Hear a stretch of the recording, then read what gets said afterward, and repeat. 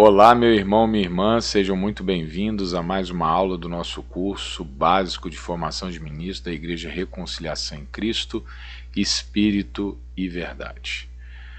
Vamos dar sequência então ao nosso conteúdo. Paramos no nosso último encontro, nesse trecho da página 34 do livro Manifesto Reconciliação em Cristo. Eu lembro ao irmão e irmã que, se puder, obviamente, curta esse vídeo, se inscreva no canal, compartilhe se você se sentir à vontade, comente, pode usar os comentários inclusive para tirar dúvidas, ok? Colocar lá a sua pergunta, eu terei maior satisfação em responder. E também informações complementares você encontrará na descrição do vídeo, inclusive o link para aquisição do livro que está nos orientando aqui nos nossos estudos. Então vamos ao tema de hoje. Começaremos conversando sobre a diferença entre pensamento e consciência.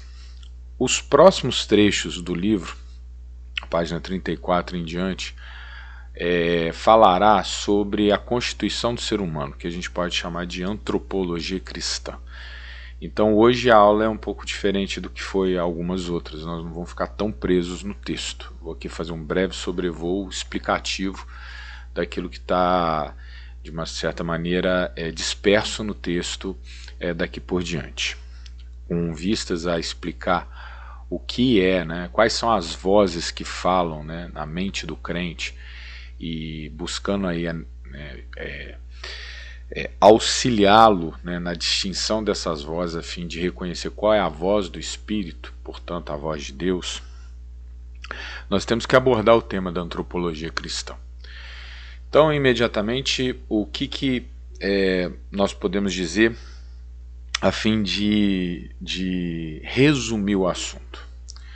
Veja bem, nós, seres humanos, somos constituídos de três partes. Nós somos espírito, nós somos alma e nós somos corpo.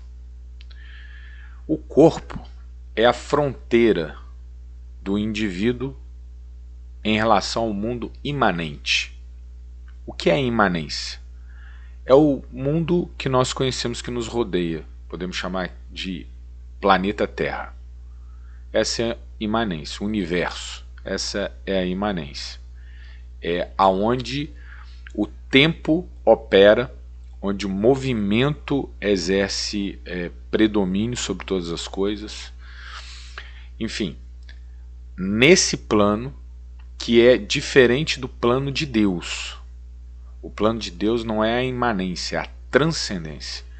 É onde o que para nós aqui são leis naturais, tais não se aplicam. Aqui, como eu disse, é o reino do tempo. O plano da transcendência é a eternidade. Aqui, a finitude. No plano de Deus, a infinitude.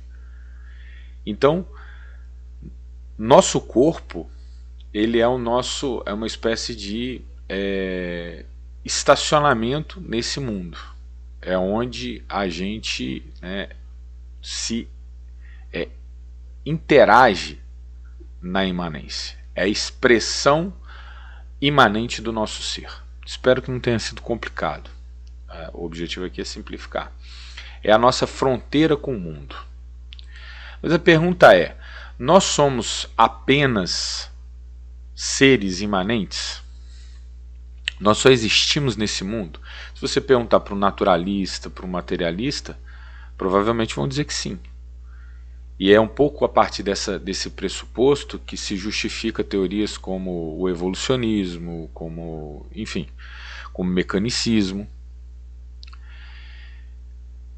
Do ponto de vista de um cristão, alguém que conhece as Escrituras, não é possível dizer que o ser humano é apenas matéria e energia.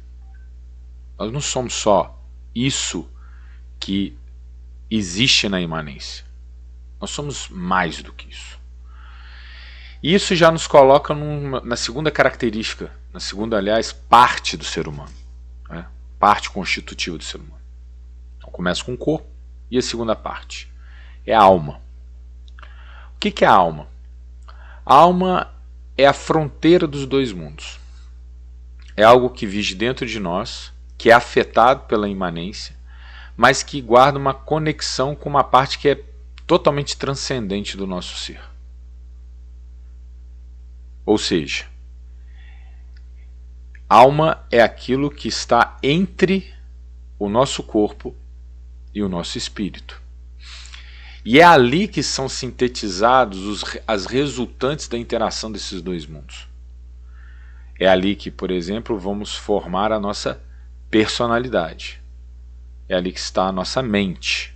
É ali que está, né, a síntese das emoções em sentimentos. É ali que nós pensamos racionalmente. É ali que nós desenvolvemos lógica. Um materialista, um naturalista vai dizer, bom, não, nada disso, são sinapses cerebrais, são impulsos nervosos, o cérebro é uma máquina. Ok, nós não vamos entrar nesse debate, nós estamos além desse debate. É fato que haveria aqui 1 milhão de argumentos que mostram claramente que não se trata disso. Seres humanos nascidos gêmeos univitelinos, submetidos às mesmas condições de vida, confrontados a basicamente as mesmas experiências, são capazes de formar personalidades totalmente diferentes, terem caráter totalmente diferente. E então, portanto, não são as condições ambientais ou biológicas por si mesmas ou em si mesmas que determinam o que o sujeito vai ser. Há algo misterioso no ser humano. E a gente começa a escrutinar isso quando nós olhamos para algo dentro de nós que não é totalmente pertencente a esse mundo. E esse algo nós chamamos de alma. Ok? Então é ali na alma que nós vamos formar é a sede da nossa mente, a expressão mais verificável da nossa alma, perceptível da nossa alma, é a mente. Certo? Gostar, não gostar, querer, não querer, desejar, não desejar, simpatizar ou antipatizar, amar, odiar, isso tudo se processa na alma. E como eu disse, a alma ela recebe dos dois mundos. Então é fato que muito do que é elaborado na nossa alma, nós recebemos aqui da imanência através do nosso corpo. Caso clássico, corpo, sensação. A gente sente o mundo através do corpo. A sensação já emite, né, uma correspondência emocional. Essa emoção gera pensamento, sentimento. E aí as coisas vão se processando. Então é uma forma, sim, de moldar a alma aquilo que nós experienciamos através do corpo, mas não apenas. E o que nos remete à terceira parte constitutiva do nosso ser, que é o espírito. O espírito é a coisa excelsa. Ela é a mais complexa de ser explicada, que jamais pode ser completamente, conclusivamente caracterizada, uma vez que pertence ao mundo cujas regras nos escapam, que é a transcendência, onde não existe limite, onde não existe finitude, não tem início, não tem fim.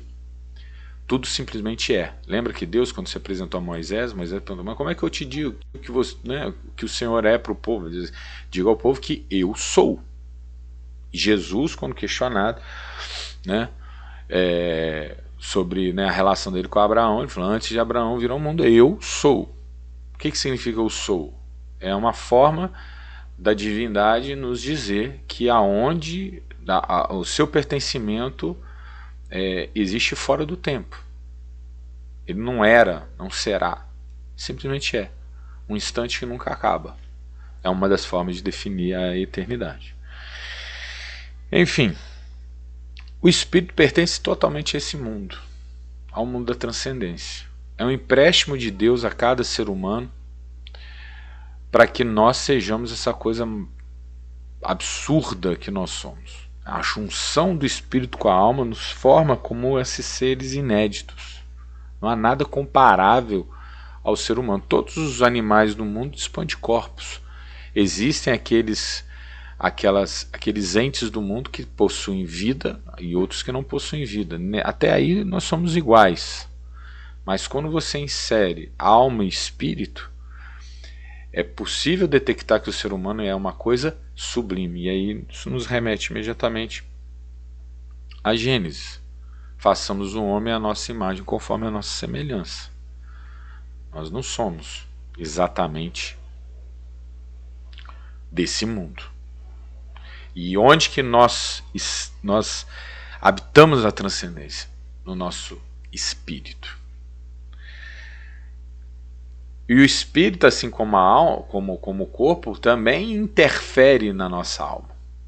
Ele também intervém na modelagem da nossa alma. E aqui a gente entra diretamente nesse aspecto aqui do texto, ó. Pensamento e consciência. Existem vozes que falam dentro de nós. Não é uma, são duas. Existem vozes plurais. É inescrutável o assunto. Algumas vozes são simplesmente o nosso pensamento, outras vozes são as entidades malignas. E uma voz em particular que fala dentro de nós, competindo muitas vezes com essas outras vozes, é a nossa consciência. E essa consciência, tal como nós vamos definir aqui, amém? Consciência não tem uma definição em si, portanto estamos aqui sintetizando uma definição de consciência dentro dessa perspectiva da antropologia cristã. A consciência é a voz do espírito. A consciência é a voz do espírito. O espírito fala conosco como uma parte delimitada do nosso ser, uma das 3 partes delimitadas do nosso ser, por meio da consciência. A consciência é aquela voz que fala para você instantes antes de cometer um ato que você vai se arrepender. Não faça. É a consciência que, quando você faz algo que não devia, te repreende de tal maneira que você fica triste. Essa é a consciência. Essa é a voz do Espírito que fala dentro de nós. Então nós temos as vozes do mundo. Captamos pelos nossos ouvidos. Pessoas falando, barulho de animal, de carro, tempestade, bebê, alguém conversando. Existe a voz do nosso pensamento. Existe a voz maligna. Essa voz aí que fala que você não pode, que você não é, que você não consegue, que você está doente. E existe a voz do Espírito. E essa voz do Espírito, ela é fundamental no processo de santificação. Ela é vital, ela é crucial. Ela é o eixo do processo de santificação. Porque é a forma como Deus se comunica conosco. É ali, na consciência, que Deus vai falar com o nosso ser. Então, precisamos ir um pouquinho mais fundo, amém? Precisamos ir um pouquinho mais fundo. Está aqui. Quando estamos perdidos, ainda soterrados pela herança de Adão, enquanto permanecemos entregues à carne, ou seja, quando não estamos sendo guiados pelo Espírito Santo, a consciência se cala, cauterizada pelo mal. Então vamos lá.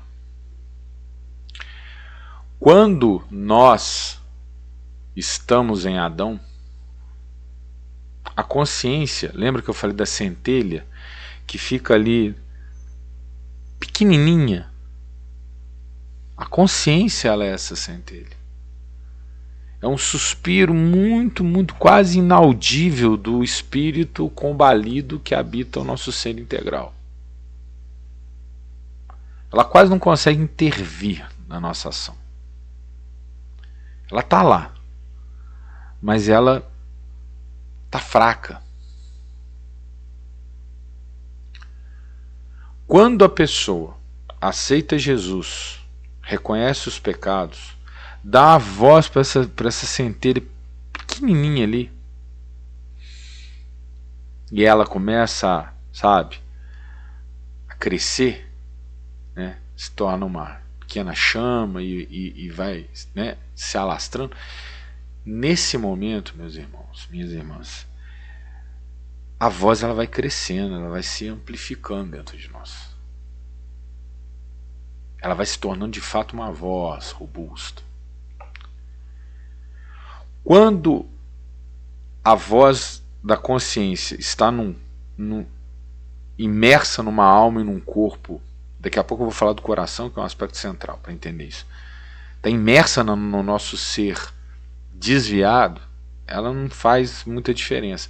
Não significa que ela não faz nenhuma diferença.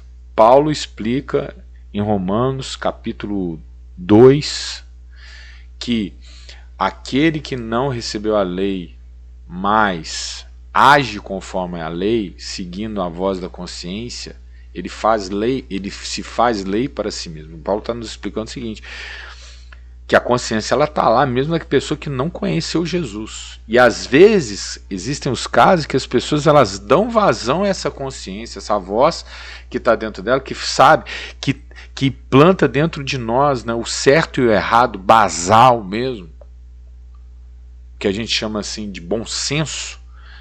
E quando a pessoa ela se move conforme essa voz, ela é diferenciada em relação aos outros seres humanos que simplesmente negam essa voz e ajudam a soterrar essa voz mais ainda.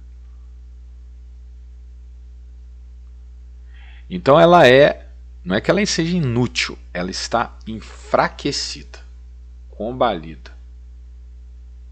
Amém? E o que acontece quando a pessoa aceita Jesus, se arrepende dos pecados, é justificado? E aí começa a santificação. O que acontece? Nós sabemos. O que acontece nesse momento? Aceitamos Jesus, fomos justificados. Imediatamente Deus faz o quê?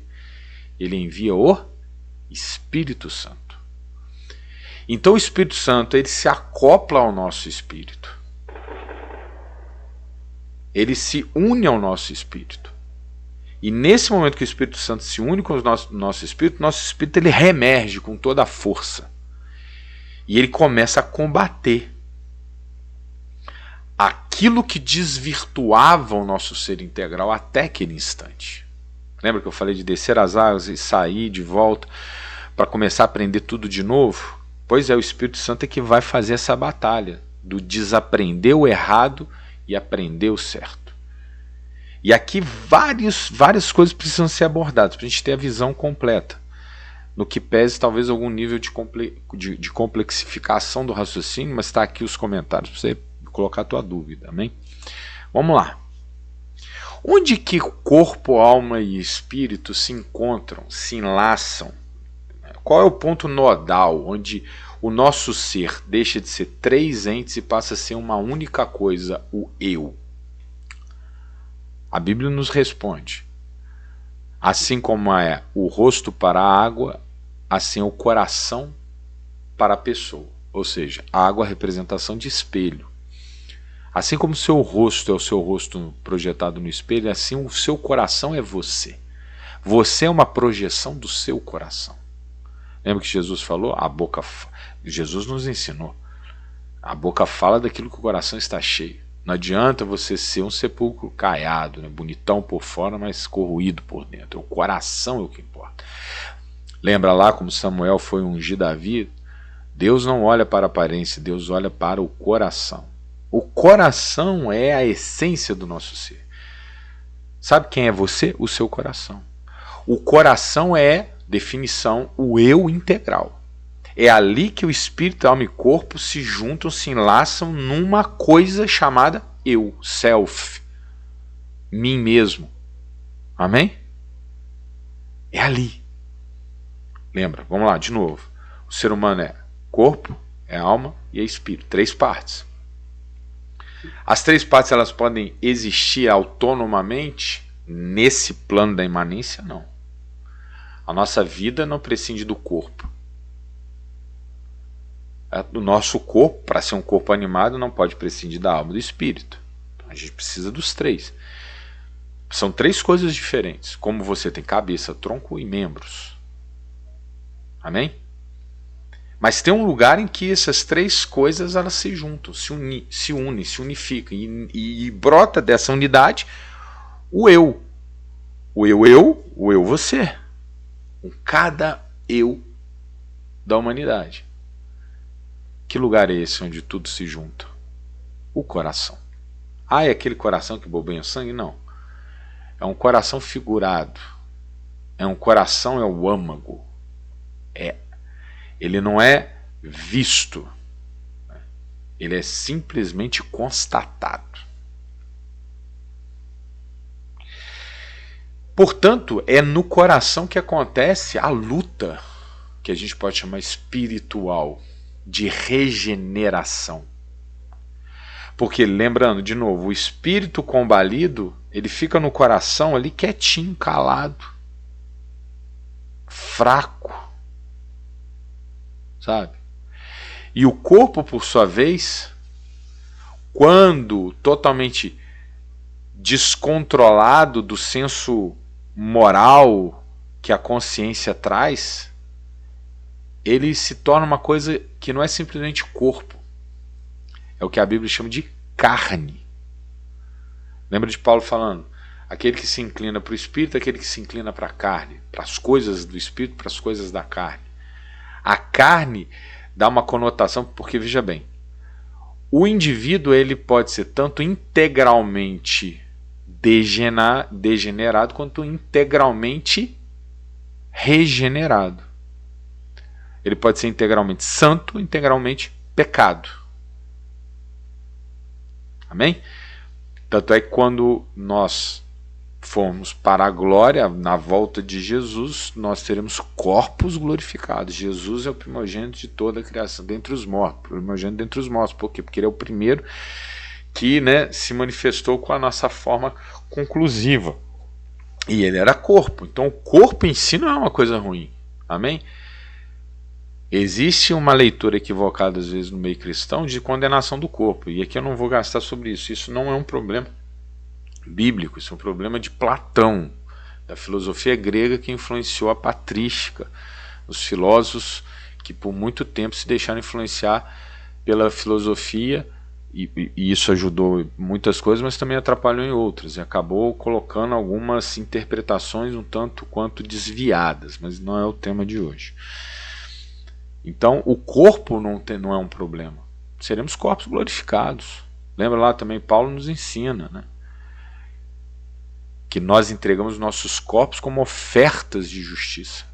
A mão que antes corria para pegar o que é dos outros, agora vai entregar um panfleto com uma palavra de Deus. A boca que antes maldizia, agora vai entoar orações e louvores. Os pés que corriam para cometer um homicídio, agora vão correr para a igreja. Então o nosso corpo, ele tanto pode ser a fonte do pecado, como pode ser a expressão da nossa santidade. Ele não é ruim em si. Ele é ruim quando ele se conforma em carne. Carne é o corpo que existe para o benefício do próprio corpo. Ou quando o nosso ser, que é essa coisa tão fantástica, se torna um prisioneiro dos interesses do corpo. Que na verdade não é do corpo, são das sensações. É quando os apetites, as vontades humanas dominam o nosso ser. Então vamos voltar? Coração, corpo, alma e espírito. O espírito está ali combalido, fraco, indisposto ao combate. O corpo então se avulta na relação entre os três e coloniza a alma através das sensações que recebe do mundo. Esse corpo não é só um corpo, esse corpo agora é carne. E a nossa alma está colonizada pelas sensações, pelos apetites. Então eu me entrego. Eu me entrego na sexualidade, eu me entrego na gula, eu me entrego na vaidade, eu me entrego na ira, eu me entrego na avareza, na cobiça. Por quê? Porque é como se o nosso ser integral não tivesse outra coisa, senão o aqui e agora.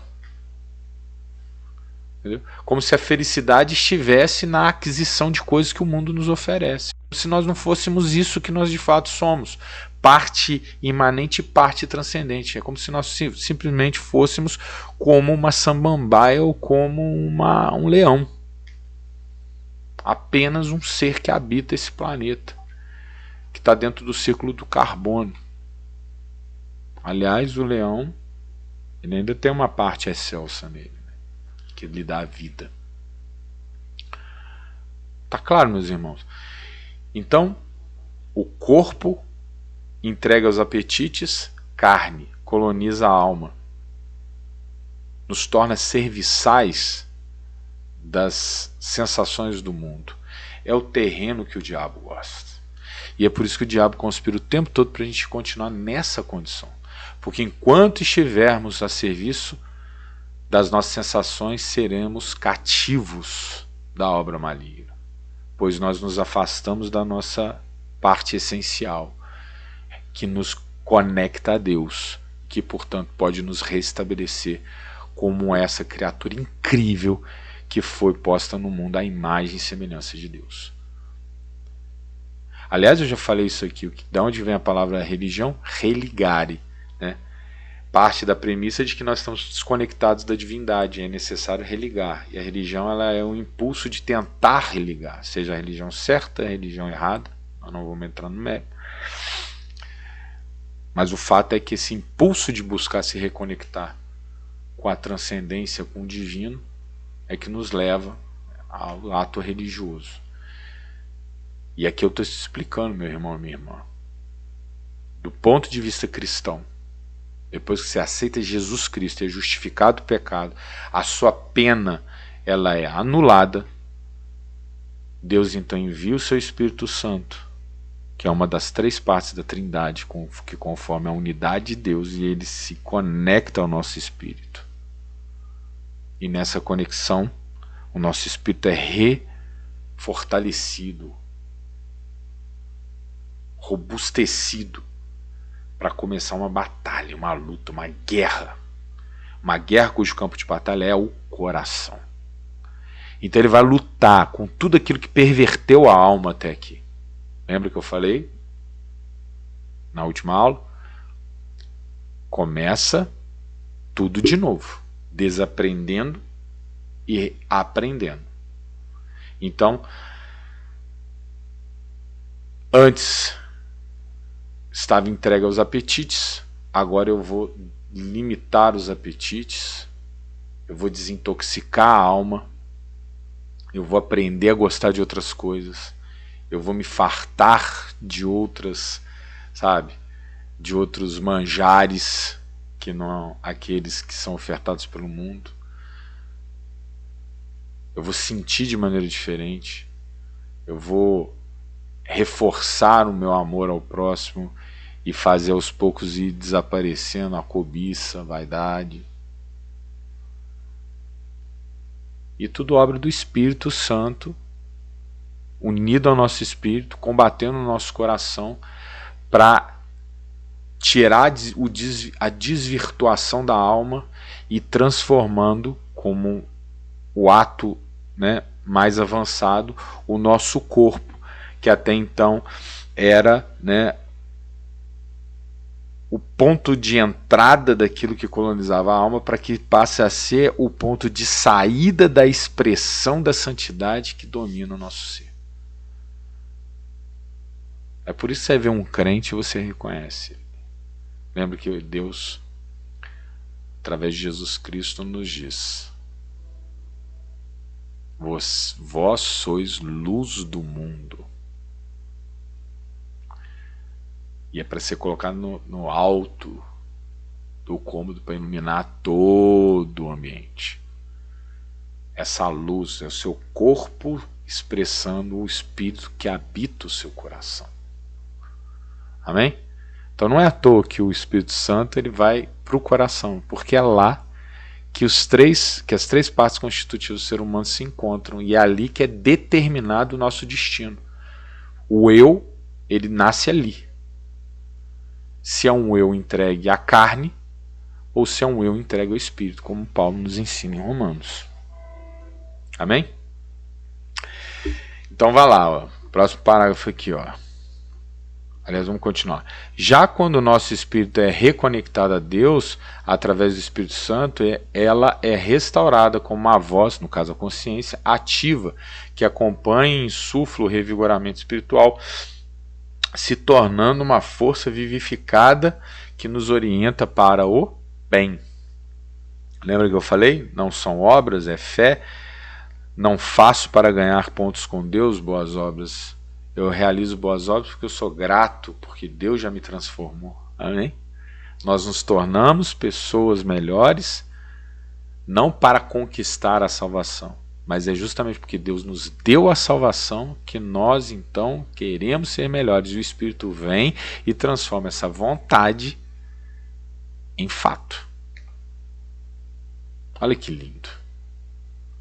Através dos seus gemidos inexprimíveis, o Espírito de Deus fala dentro de nós, ensinando o caminho correto, exortando, confortando, fortalecendo, convencendo. Aí vem João, capítulo 16, que fala sobre o Espírito Santo. Né? Quando ele vier, convencerá o mundo do pecado, da justiça e do juízo. Amém?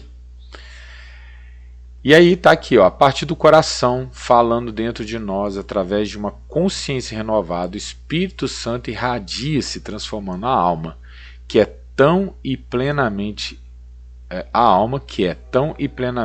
reciclada e que passa por uma redefinição completa. O velho eu, sediado na alma, torna-se um novo eu. Assim que se alguém está em Cristo, nova criatura é, as coisas velhas passaram, eis que tudo se fez novo. A transformação começa no espírito, renova a alma, reorienta o corpo, que se torna a manifestação do fruto do espírito. A conduta do crente muda e passa a exalar tal fruto em suas plenas características. Olha que forte isso aqui. Acho que todo mundo conhece, né? Eu descer um pouquinho. Gálatas 5:22. O que é o fruto do Espírito? Vamos pensar. Quando você planta jabuticaba, você pode colher manga? Claro que não, né? A gente colhe o que planta. O Espírito Santo planta em nós uma árvore diferente. E essa árvore, quando ela se desenvolve, ela dá fruto. E todo fruto ele tem suas características, né? Falei de jabuticaba, bolinha, pequenininha, escura. Tem um docinho com azedo, né? Isso. É diferente de um mamão, é diferente de uma banana, é diferente de uma manga, né? Cor, sabor, textura, né? Vitaminas, enfim. Como que a pessoa... E olha só, tudo começa no espírito. O espírito planta o bem. E esse bem, ele se torna uma frondosa árvore boa na nossa alma. E essa árvore vai dar fruto, que se expressa no nosso corpo. Por isso que, olha só, a palavra de Deus não fala em frutos. Fala de um fruto, cujas características são expressas. Veja, agora na imanência, olha que tudo começa da transcendência de Deus, que o Espírito Santo, espírito, alma, corpo. E aí se expressa na forma como nós nos conduzimos no mundo.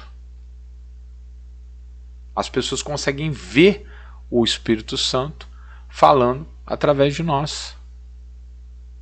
Na nossa forma de ser, na nossa forma de falar, na nossa forma de agir, na nossa forma de interagir. Amém?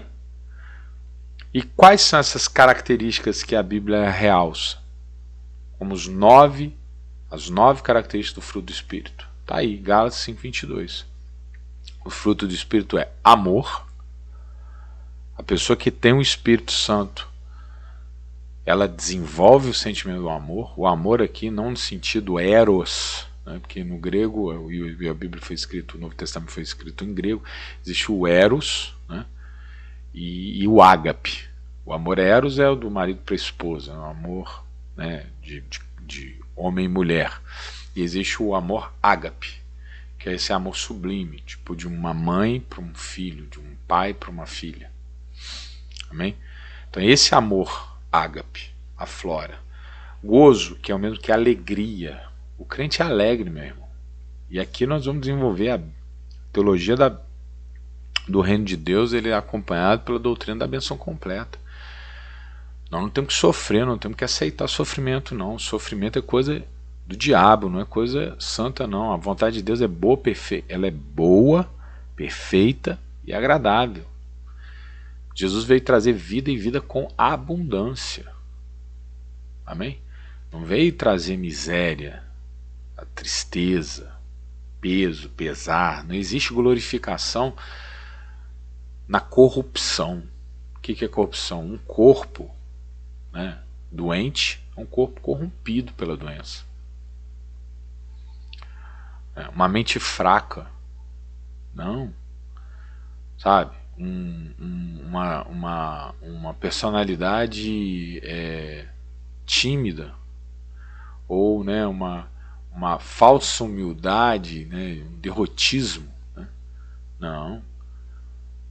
Sabe quem é humilde, meu irmão? É quem tem, quem é, e não se importa com o que tem, nem se importa com o que é. Esse é o humilde. É Jesus, que era Jesus, lavando os pés dos apóstolos, como descrito em João, no contexto da última ceia. Se fosse qualquer pessoa lavando o pé, se fosse um servo lavando os pés, ok, natural. Agora, sendo o Rei dos Reis, Senhor dos Senhores, Deus que se fez carne e habitou entre nós, lavando o pé de alguém, isso é humildade. A falsa humildade é quando você não é nada e não se importa de ser qualquer coisa ou não ser qualquer coisa. Isso aí é falsa humildade. Isso é falsa humildade. A humildade é aquela pessoa que corre atrás, que se desenvolve, que desabrocha suas potencialidades e ainda assim o sucesso não sobe a cabeça. É uma pessoa que é tão capaz de servir o outro com muito amor, com muita, sabe, tem vontade de ser generosa, mesmo podendo não ser. Isso é humildade. Derrotismo, falsa humildade, doença, nada disso é vontade de Deus. A vontade de Deus é vitória. A vontade de Deus, você não foi feito para ser cauda, para ser cabeça. Amém? Quando Deus falava a Israel, não falava assim, deixa para lá. Não, levanta, marcha. Eu garanto, eu vou na frente, eu vou resolver o problema, mas faz a tua parte. O impossível aos homens é possível a Deus. Ou seja, premissa, o homem faz a sua parte, Deus faz o que o homem não consegue fazer. Então, o ser humano que tem um Espírito Santo dentro dele, ele é alegre. Ele é alegre, ele é satisfeito, ele é grato. Amém? Porque o que ele precisa, Deus provê. Provê lhe dando força e capacidade para conquistar. E provê fazendo-o alcançar aquilo que ele sozinho não alcançaria. É alegre. Quando você vê um crente, você tem que ver uma pessoa alegre. Quando as pessoas olharem para você, tem que ver uma pessoa alegre. Murmuração é coisa maligna. Reclamação é coisa maligna. É coisa de quem não está expressando o fruto do Espírito. Amém? Então é gozo, alegria, é paz. A paz do crente, ela não precisa de nada. Ela está dentro do crente. O mundo pode estar caindo e o crente está em colo. É diferente da paz do mundo. A paz do mundo, você precisa que tudo dê certo. O salário está bom, os preços não estão aumentando, a minha carreira está progredindo, a minha esposa está satisfeita, meus filhos estão estudando direitinho, as contas estão todas equilibradas, então todo o enredo está certo. E aí eu estou em paz. Essa é a paz do mundo. É a paz que está agora e amanhã não estará mais, porque se mudar uma variável, a coisa cai. Fui demitido, pronto, perdi a paz. Não. A paz do crente, já ouviu a expressão? Paz de espírito. Ela vem do coração. Não importa o que esteja acontecendo, a pessoa está em paz. Ela sabe que Deus está olhando por ela. E continua, longanimidade, que é paciência, tanto a paciência de esperar, quanto a paciência de lidar com a adversidade, com as diferenças. Benignidade, né, que é a delicadeza, é a cortesia, é o bom trato, né? Bondade, que é realizar atos bons, né? Fazer coisas boas para as pessoas. Fé, ó, a fé tem que ser estampada crente que esconde sua fé, meu amigo, tá com problema, tá com problema. O crente mostra sua fé, mostra sua fé. Mansidão, né? Não se deixa, né, perder o controle, ficar, né, bruto, não é, né, irado e rancor, irascível, nada disso. E aí vem a temperança, que é o que? O autocontrole. O autocontrole é fundamental aqui. A pessoa tem que ser controlada. Ela tem que o tempo todo ali, né, tolher, né, sim, segurar o que tem que segurar, né, manter a linha. Amém? Isso aqui é a expressão de que existe um Espírito Santo aí fazendo a batalha e ganhando espaço dentro dessa alma aí, e o corpo ele expressa isso tudo, um rosto sorridente, um semblante tranquilo, uma boa relação. Amém? É isso. O Espírito fala como consciência. Voltamos ao tema da consciência, que é o centro aqui. Irmão e irmã, como que a gente aprende a ouvir a voz da consciência? Primeiro e vital passo: as Escrituras. É preciso conhecer e se aprofundar na Bíblia. A Bíblia é o que torna compreensível a voz do Espírito dentro de nós. Eu vou dar um exemplo. Que eu dei até num culto recente. Vamos lá, a pessoa ela tá passando por uma luta no casamento. O cônjuge, vamos pensar que é uma moça, né? Uma senhora, uma mulher. Ela tem um marido, o marido ele não é crente. O marido cria dificuldades para ela, para ir no culto, né? Para desenvolver a fé dela. E além de tudo, traz todas as características negativas que se possa imaginar. Briga, maltrata, né? A gente conhece muitas pessoas assim. E aí essa senhora vai para a igreja e encontra lá um senhor viúvo, muito simpático, muito cortês, muito agradável. Começa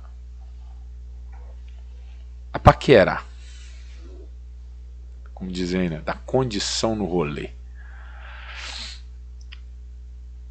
Aí a senhora imediatamente pode ser levada a pensar assim: uai, meu marido é descrente e ele me prejudica no desenvolvimento da minha fé. Eu estou bem na casa de Deus, e aqui na casa de Deus eu conheço um senhor muito agradável, que está dando condição. Ah, deve ser sinal de Deus. Eu devo me divorciar então do meu marido e ficar com esse senhor. Não é possível ser levado a essa conclusão? Vou dizer assim, é ilógico concluir isso? Humanamente falando, não. Faz todo sentido.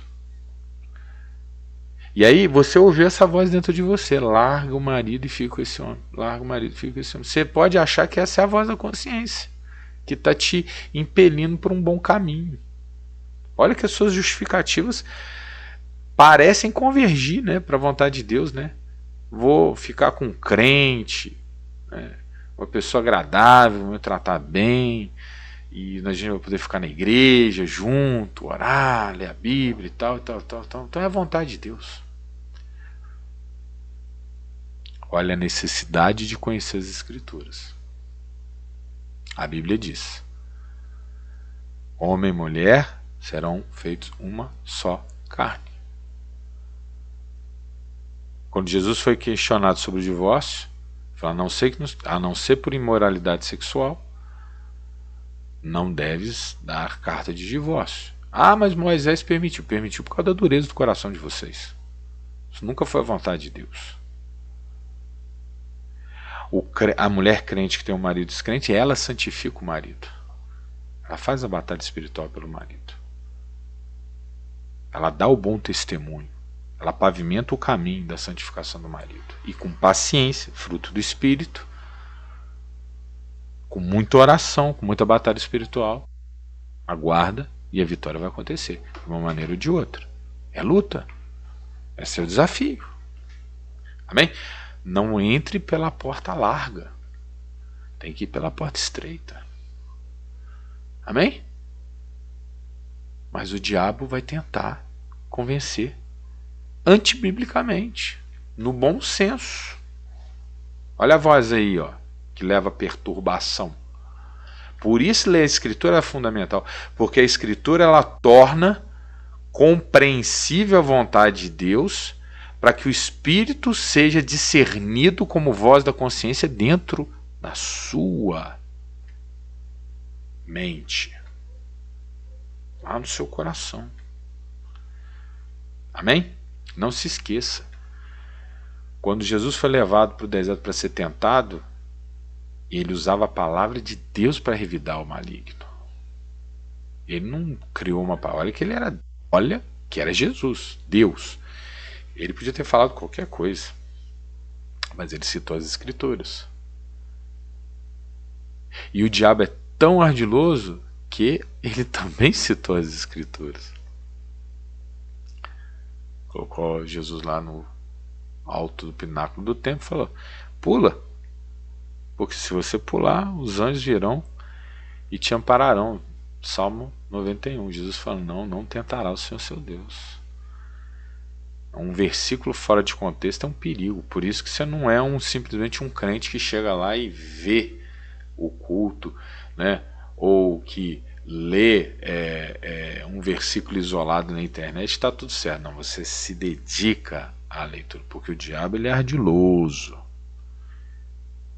Ele vai usar tudo que ele puder para te desviar do teu caminho. Então, vigie e ore. Então a palavra de Deus ela é fundamental para o discernimento espiritual.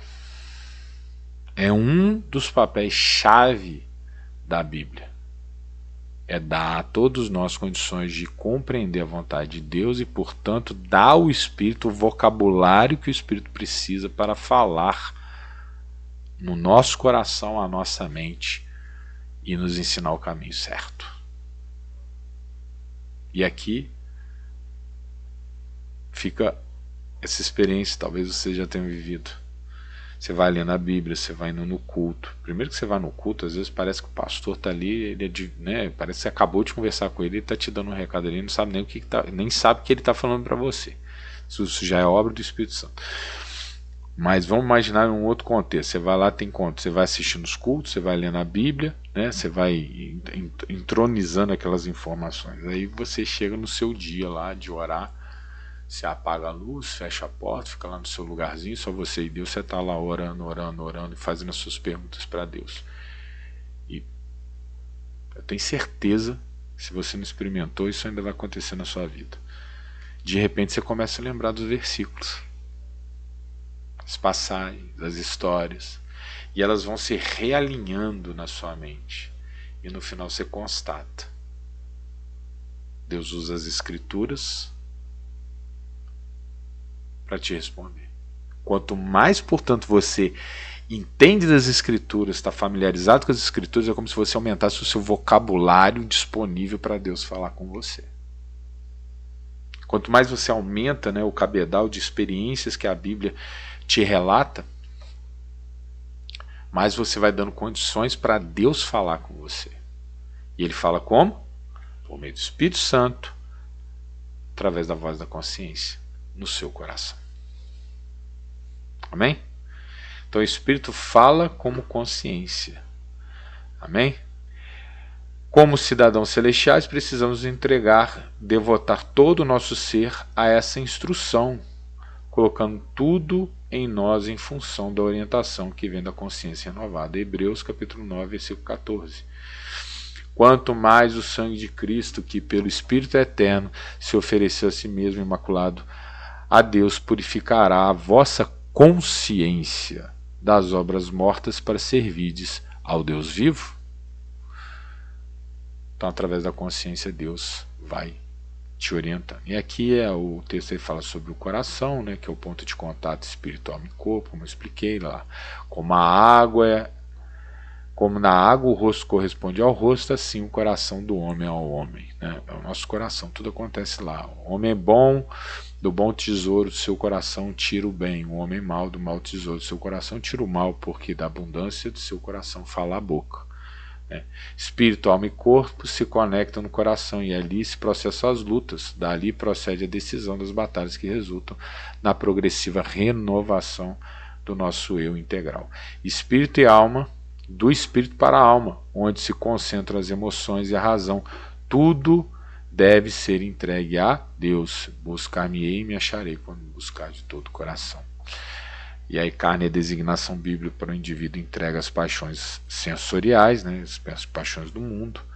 E uma vez que o espírito domina sobre a alma, o corpo deixa de ser instrumento do mal e passa a ser meio de justiça, aquela passagem que eu citei, né? Nem tão pouco apresentei os vossos membros ao pecado por instrumentos de iniquidade, mas apresentai-vos a Deus como vivos dentre os mortos e os vossos membros a Deus como instrumentos de justiça. Sabe-se que amar a Deus significa obedecê-lo. Se me amardes, guardareis os meus mandamentos. Portanto, uma vez encontrada a esperança, devemos dedicar a Deus uma obediência integral, que é o mesmo que afirmar que estamos decididos a obedecer de coração. Não é à toa que Marcos vai nos dizer. Assim como Mateus, Marcos inclui mais uma, né, das 3 formas de amar a Deus, dos 3 mecanismos que devem ser acionados no amor a Deus, né? Marcos fala: amarás, pois, ao Senhor teu Deus de todo o teu coração, não só de toda a tua alma, de todo o teu entendimento, mente e de todas as tuas forças, perseverança. Amém, meus irmãos? Então nós devemos consagrar tudo a Deus, né? Os sentimentos, emoções, pensamentos, e deixar a voz da consciência aflorar dentro de nós para que ele realmente nos transforme. Na medida em que se dá voz ao Espírito, conectado ao Espírito Santo, o coração renovado se fortalece. Salmos 31, 24. Esforçai-vos e ele fortalecerá o vosso coração, vós todos os que esperais no Senhor. Amém, meu irmão, minha irmã? Espero que tenha esclarecido, né? A Bíblia, né, fala muito sobre isso. Aqui na minha explicação eu fiz aqui em texto corrido, mas vocês vão ver que no livro tem muitas referências, né? Tem até um outro livro que é resultado do meu trabalho de pós-doutorado, que é especificamente sobre espírito, alma e corpo, mas que a gente aprofunda mais sobre o tema em uma outra oportunidade.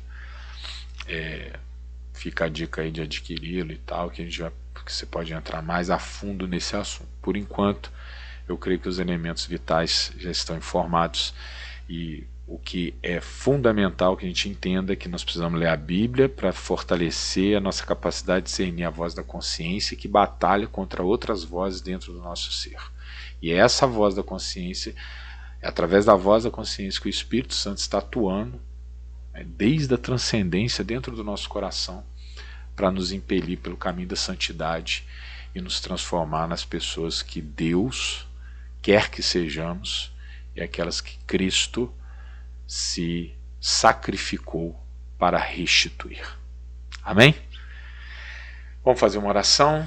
Em nome do Senhor Jesus, eu agradeço, Pai, por essa aula, agradeço, meu Deus, pela vida de cada irmão e irmã que chegou até aqui, que esse caminho, meu Deus, seja verdadeiramente edificante, transformador na vida de cada um dos irmãos e irmãs em Cristo, que possamos, meu Deus, caminhar pelos caminhos da santidade para dar alegria ao Senhor em nossa forma de nos comportar, pensar, sentir, querer, ou seja, que o nosso coração esteja totalmente devotado ao Senhor e que a partir dele nós sejamos aqueles para os quais o Senhor nos preparou desde antes do tempo, para sermos os teus filhos amados, meu Pai, porque o Senhor é o nosso Pai generoso, que nós amamos em obediência. Em nome de Jesus. Amém, meu irmão, minha irmã. Até a próxima, em nome de Jesus.